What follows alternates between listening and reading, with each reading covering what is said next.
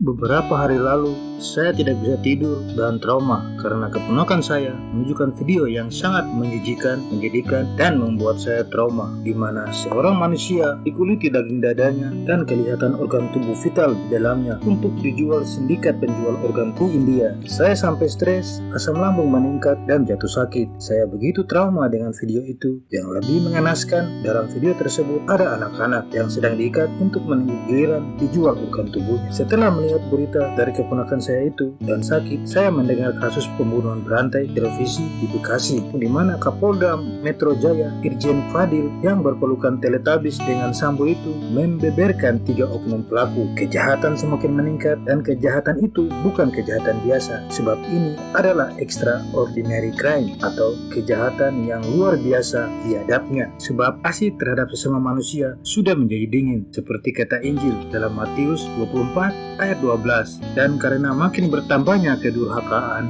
maka kasih banyak orang menjadi dingin. Itu kata Yesus Kristus dalam Injil Matius 24 ayat 12. Bagaimana tidak ketika manusia lain dengan tidak berperi kemanusiaan dan biadab mengeluti manusia lain hidup-hidup untuk dijual organ tubuhnya. Bagaimana serial killer beraksi dengan kopi pestisida, bahkan salah satu pelaku serial killer adalah suami korban sendiri. Teknologi informasi yang berkembang seharusnya membantu manusia lebih maju, tetapi justru karena kemajuan teknologi informasi tersebut, saya jadi stres, asam lambung meningkat, dan jatuh sakit gara-gara informasi yang saya dapat. Manusia yang seharusnya semakin teredukasi supaya hal-hal kebiadaban, kejahatan yang luar biasa kejam ini tidak terjadi, sebab dunia sudah semakin maju dengan informasi yang menyebar dengan cepat. Bukan saja itu, dalam kasus hukum di mana Putri Chandrawati yang ikut merencanakan pembunuhan Yosua juga dihukum ringan 8 tahun penjara. Koruptor merajalela dengan gubernur di provinsi saya, Lukas NMB, ditangkap. Masyarakat suku Dani, sukunya Lukas NMB, berjalan-jalan di kota Abe, kota Raja, Sentani dengan busur panah dan alat tajam, membuat suasana makin tidak kondusif untuk keluar rumah, apalagi di malam hari. Syukur setelah lewat beberapa hari, suasana kembali kondusif. Apa yang terjadi ini adalah efek samping dari berkembangnya teknologi informasi, sehingga menimbulkan suatu kondisi psikis yang menyebabkan kekebalan tubuh melemah, sehingga kita manusia jatuh sakit. Kondisi psikis yang disebabkan oleh menyebarnya informasi dengan cepat, yaitu disebut dengan kecemasan yang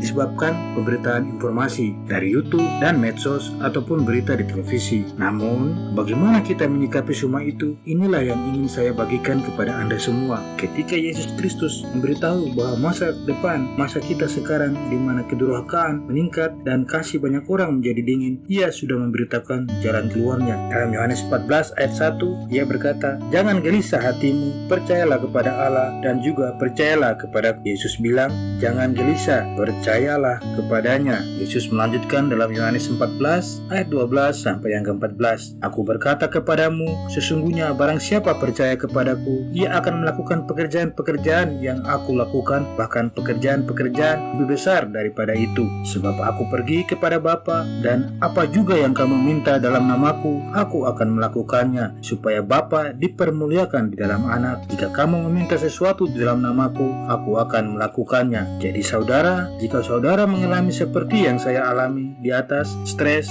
dan depresi, Yesus berkata, "Janganlah gelisah hatimu, percayalah kepada Yesus." Dalam Yohanes 14 ayat 1, jika saudara percaya kepada Yesus, mintalah dalam nama Yesus Kristus, maka Dia akan melakukannya. Jadi, saya berusaha untuk tidak gelisah dan stres dengan percaya kepada Yesus Kristus. Setelah itu, saya berdoa minta kesembuhan dan kesehatan. Saya kembali pulih, dan saya pun buat video ini sebagai bentuk kesaksian untuk Anda semua. Seperti kata Tuhan kita Yesus Kristus, Ia berkata, "Akulah jalan kebenaran dan hidup. Tidak ada seorang pun yang datang kepada Bapa kalau tidak melalui aku." Dalam Yohanes 14 ayat 6, semua orang Kristen pasti sudah tahu ayat ini. Jadi saudara, setiap ada masalah, datanglah kepada Yesus Kristus. Dia akan menolong saudara apapun masalah saudara. Sakit, penyakit, depresi, keuangan, pernikahan, masalah dengan rekan kerja, apapun masalah Anda, datanglah kepada Kristus. Dia akan menolong saudara, dan saudara hanya perlu melakukan yang pertama, percaya kepada Yesus. Yang kedua, minta dalam nama Yesus, maka Dia akan menolong saudara. Seperti katanya dalam Yohanes 14 ayat 12